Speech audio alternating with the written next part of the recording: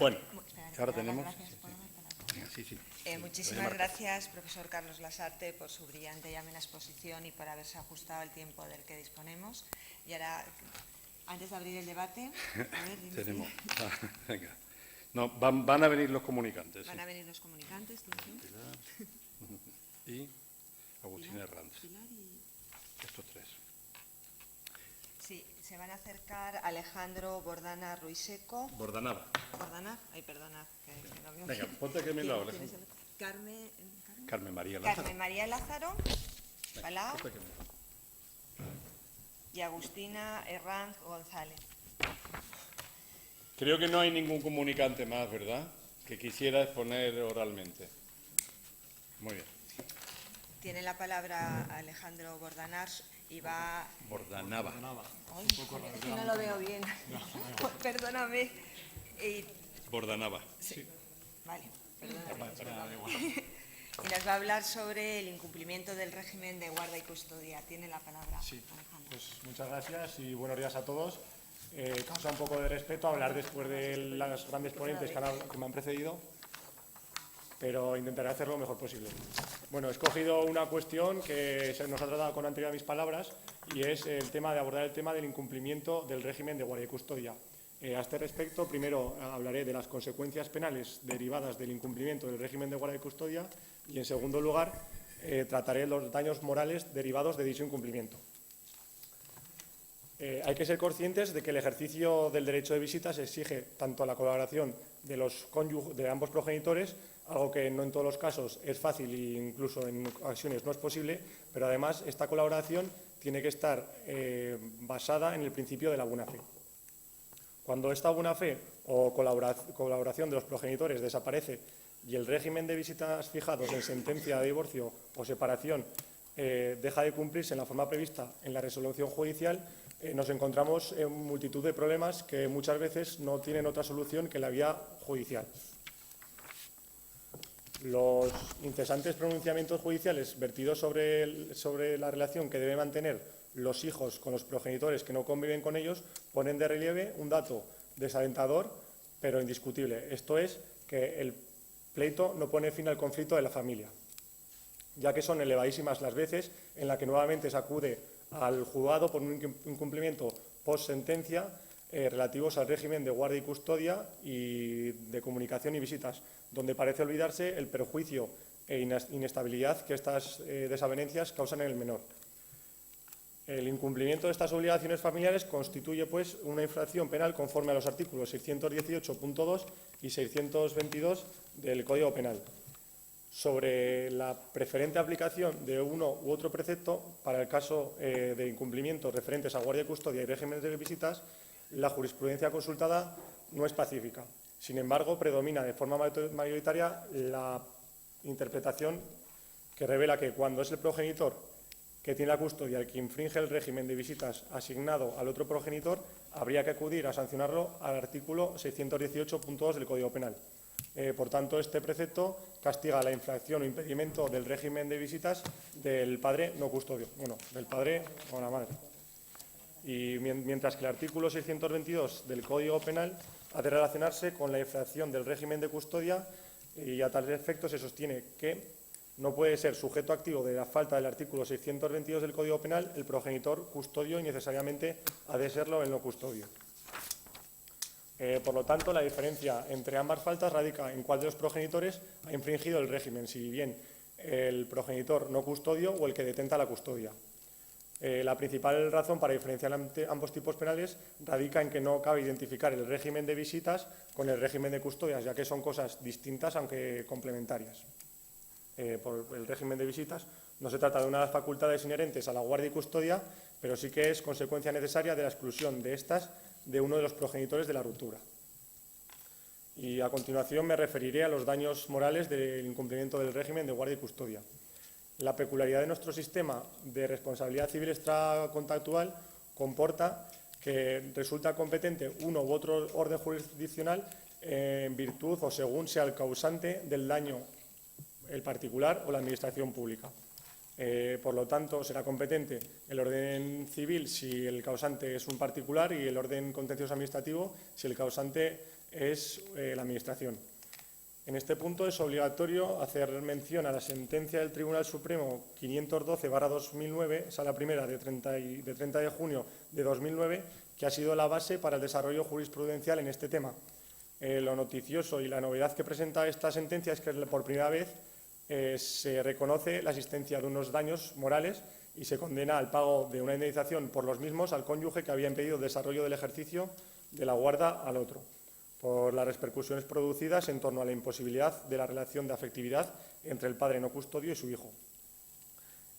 Como ya he expresado con anterioridad, puede ser también que el causante del daño no sea uno de los progenitores, sino que sea la Administración, en cuyo caso también podrá ser condenada al pago de una indemnización al progenitor que ve menoscabados sus derechos. A este respecto, por ejemplo, señalar la sentencia del Tribunal Superior de Justicia de Andalucía de la Sala de lo Contencioso Administrativo, sección tercera, de 5 de marzo de 2006, que condena a la Consejería de Asuntos Sociales de la Junta de Andalucía al pago de 12.000 euros en concepto de daño moral a cada uno de los progenitores porque su hijo recién nacido fue declarado en una situación de desamparo al detectarse en el hospital el cuidado deficiente de su higiene.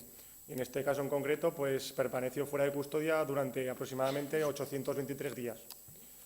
Y para terminar, simplemente quisiera apuntar que, por desgracia, en el orden civil y en el contencioso administrativo divergen en cuanto a la forma de determinar la cuantía indemnizatoria, pues unos y otros tribunales indemnizan a tanto alzado.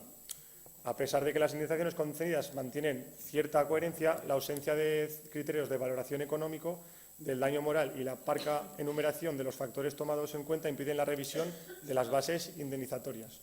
Y, finalmente, cedo la palabra para cuantas observaciones quieran hacer. Muchas gracias.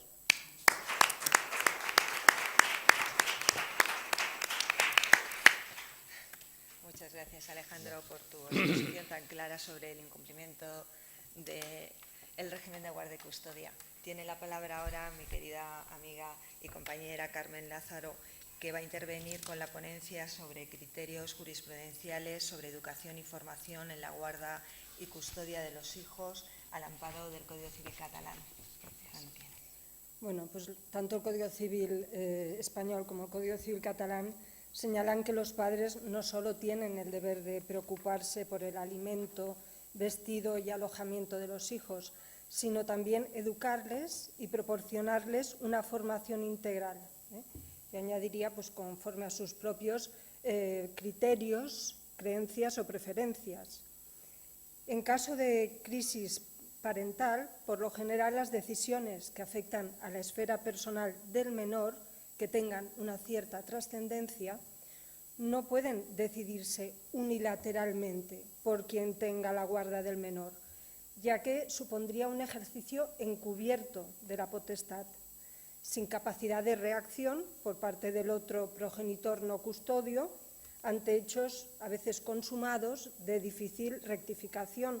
Piénsese, por ejemplo, la inscripción en un centro escolar por el progenitor custodio y la no notificación o notificación tardía al otro cuando los plazos para una nueva inscripción ya están cerrados.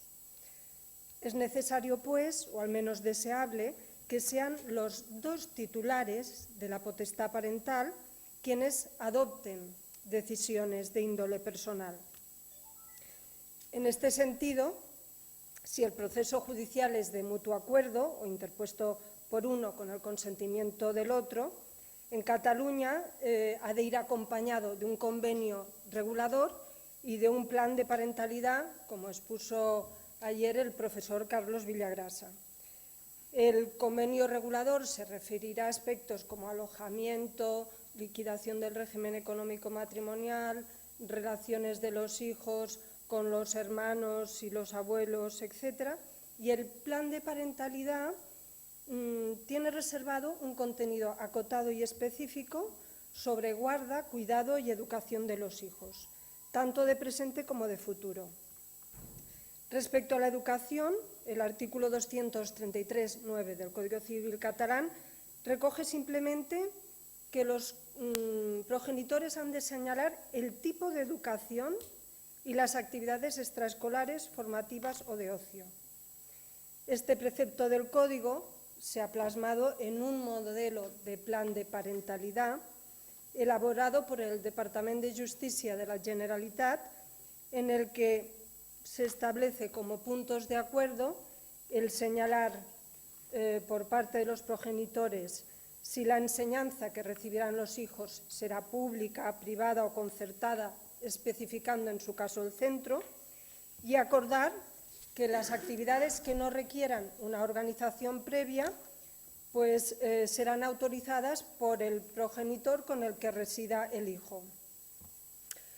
Las propuestas, por tanto, de este modelo son un tanto escasas en comparación con otros planes de parentalidad extranjeros que incorporan cláusulas como la utilización de la consola, las pagas semanales o la conducción de ciclomotores, por poner algunos ejemplos.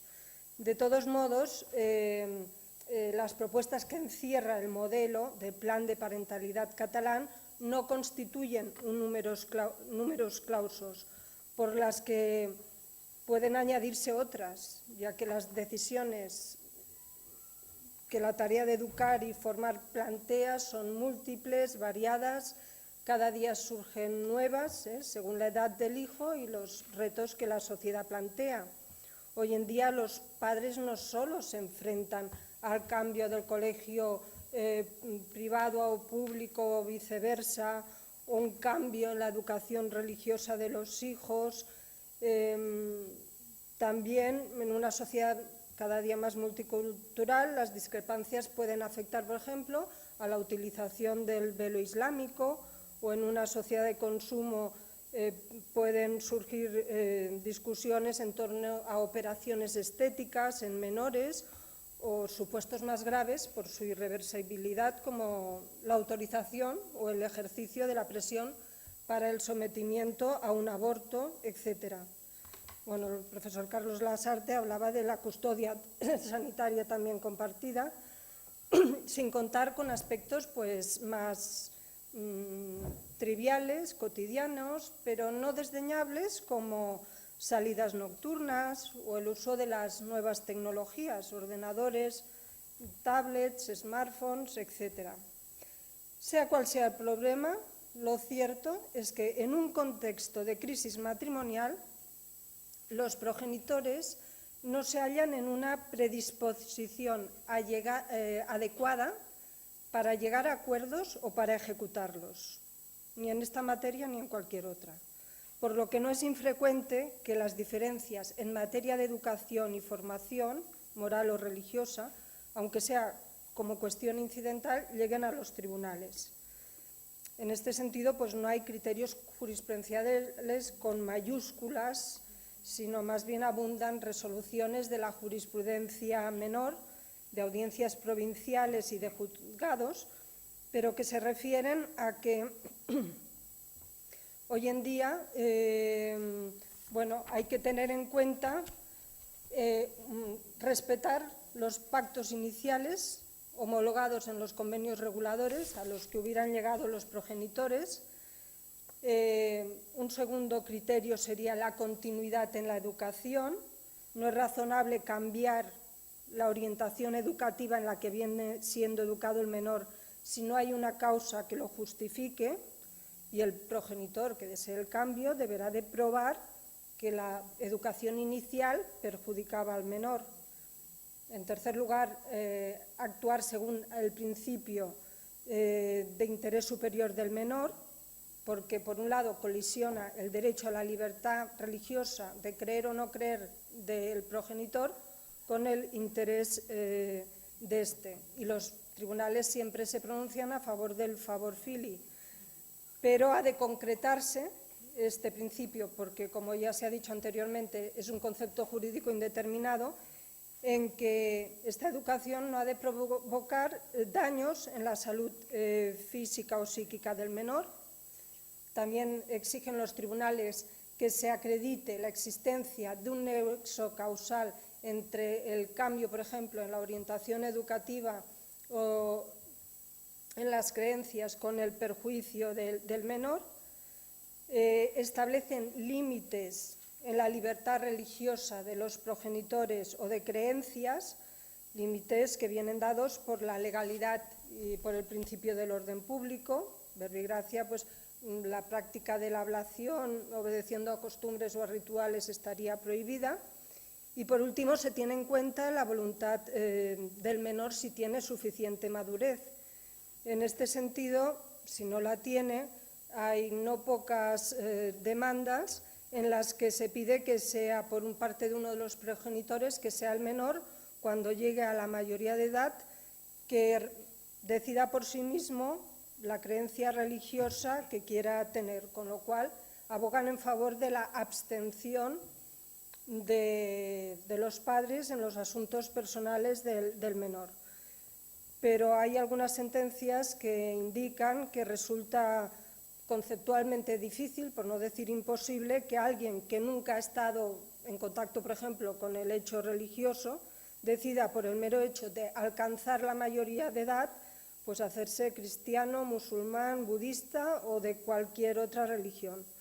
Y en principio la formación moral o religiosa es una faceta no desdeñable para una formación integral de la persona, siempre que no sea una imposición y se desarrolle en el respeto a la libertad ideológica. Para concluir, pues difícilmente, podría añadir, pueden los padres formar si además de la palabra no lo hacen con el sentido común, como ha aludido antes, aunque sea de pasada el profesor Lasarte, y no lo hacen con el ejemplo, acercando posiciones, desdramatizando, intentando llegar a acuerdos familiares con un diálogo respetuoso, sereno, recurriendo a la mediación familiar si es necesario, porque este es el mejor legado de formación, de testimonio religioso y también de educación que los hijos pueden recibir. Muchas gracias.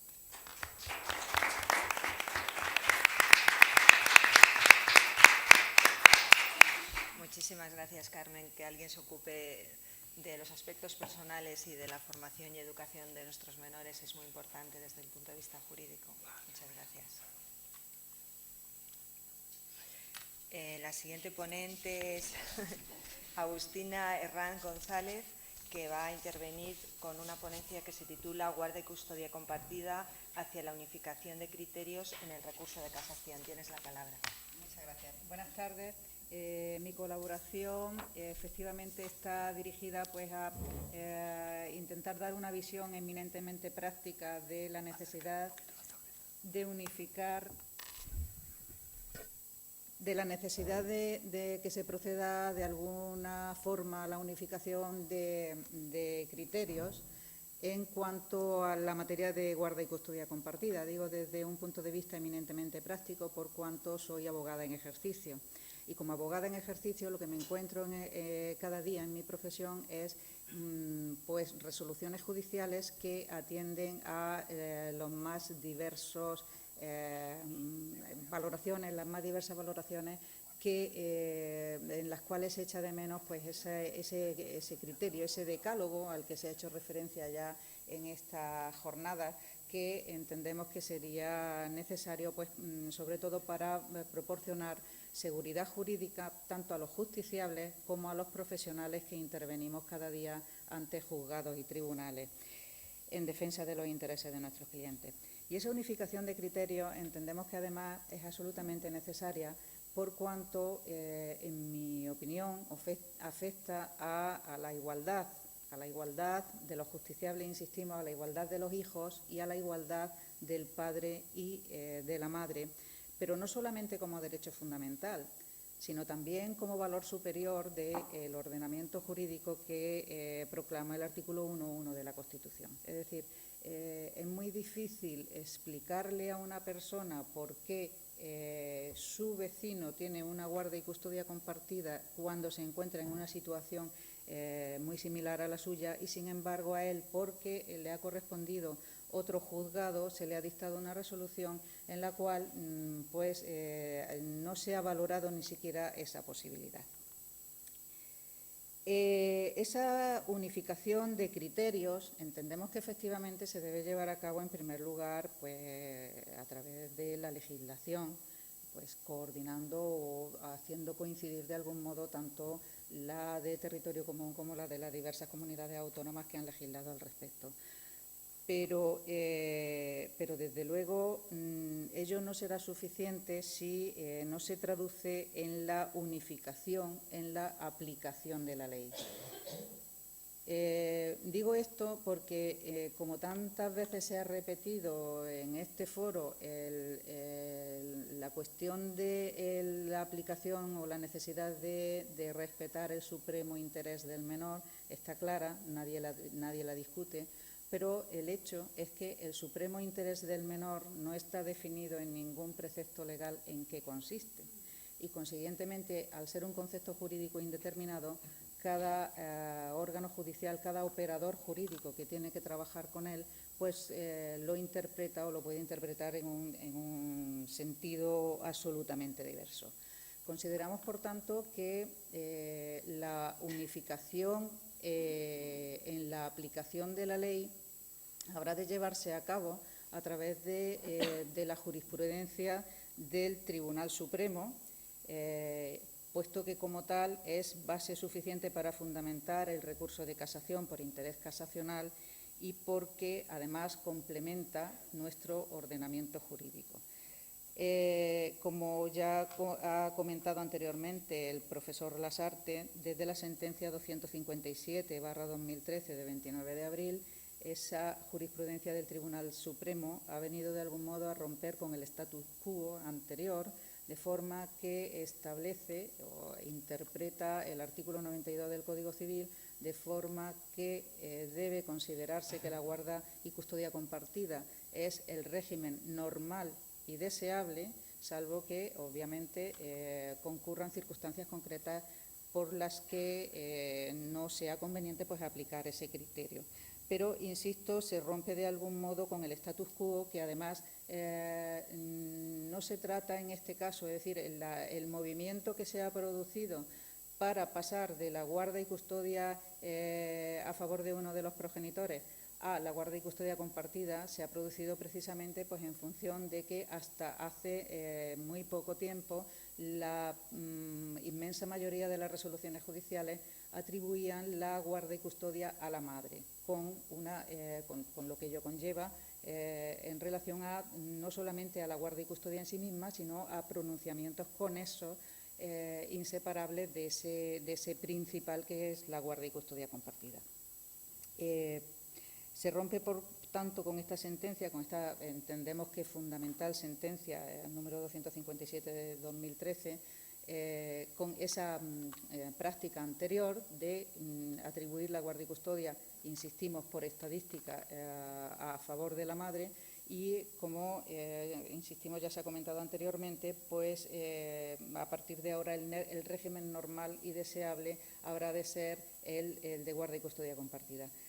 Por tanto, lo que se espera o lo que en buena lógica debería ocurrir es que a partir de ahora los órganos judiciales partan de esa base. Es decir, se parta de la base de considerar que se va a dictar una sentencia sobre guarda y custodia estableciendo la compartida, salvo que no sea posible en el caso concreto. Es decir, que lo que habrá que acreditar no será la conveniencia de que se establezca la guarda compartida, sino que, por el contrario, entendemos que a partir de esta sentencia lo que habrá que acreditar es lo contrario, es decir, que no es conveniente en el caso concreto establecer la guarda y custodia compartida, sino individual a favor de uno de los progenitores. Finalmente, nos referíamos a esas cuestiones directamente relacionadas con los pronunciamientos sobre guarda y custodia. Nos referimos a ella en la comunicación que se ha presentado y la vamos a citar muy brevemente. En primer lugar, respecto de la excepcionalidad, a que se refiere el artículo 92.8 del Código Civil, ha establecido el Tribunal Supremo que está referido a la falta de acuerdo entre los cónyuges, no a que existan circunstancias específicas. Es decir, no se necesita que haya alguna situación excepcional, sino que la excepcionalidad viene referida a siempre que no existe acuerdo, el acuerdo al que se refiere el apartado 5 del mismo artículo. Asimismo, esta misma sentencia hace referencia a que la relación entre los progenitores por sí mismas pues no son relevantes para dictaminar acerca de la guarda y custodia. Y nos parece un pronunciamiento absolutamente lógico, porque es fácil pensar que si se da relevancia a la mala relación entre los progenitores, pues aquel al que no le interese que se establezca una guarda y custodia compartida, fácilmente podemos pensar que va a propiciar esa mala relación. Se dice igualmente que es imprescindible la petición de parte, lo cual en la práctica hay que tenerlo, lógicamente, muy presente, pero esta cuestión sí viene a solucionarla el anteproyecto de ley, con todas sus deficiencias que ha comentado el profesor Rosarte, por cuanto ya se prevé que, aun cuando no se pida expresamente por ninguna de las partes, se podrá acordar judicialmente. Se establece también por el Supremo que no basta una motivación puramente retórica, no vale con remitirse con carácter genérico al supremo interés del menor, por cuanto, volvemos a insistir, es un concepto jurídico indeterminado que nada nos dice. Hay que decir en cada caso concreto, en cada motivación, por qué en ese determinado supuesto procede un régimen concreto de guarda y custodia. No accede a la casación la valoración de las circunstancias concretas. Igual que en cualquier otro supuesto, a la casación solamente podemos acudir en cuanto a la infracción de ley, no así en cuanto a determinar la situación de hecho que concurre en cada caso. La determinación del domicilio del menor es una facultad inherente a la patria potestad y, consiguientemente, no se puede cambiar, es decir, puede dar lugar incluso a un cambio de guarda y custodia, pero no corresponde establecer el domicilio del menor al guardador por el mero hecho de tener atribuida la guarda y custodia. Y, finalmente, se ha pronunciado también el Tribunal Supremo sobre la posibilidad de modificar anteriores medidas, es decir, medidas que se hayan adoptado anteriormente, con fundamento en las nuevas tendencias. Es decir, sería la modificación sustancial de las circunstancias a las que se refiere el artículo 91 del Código Civil y 775 de la Ley de Enjuiciamiento Civil, necesarias para modificar las medidas que se han acordado anteriormente, y ya ha dicho el Tribunal Supremo que el cambio de tendencia que se manifiesta tanto en las resoluciones del Supremo como en la legislación de las comunidades autónomas es suficiente para instar esa modificación del régimen de guarda y custodia. Y con esto terminamos. Muchas gracias.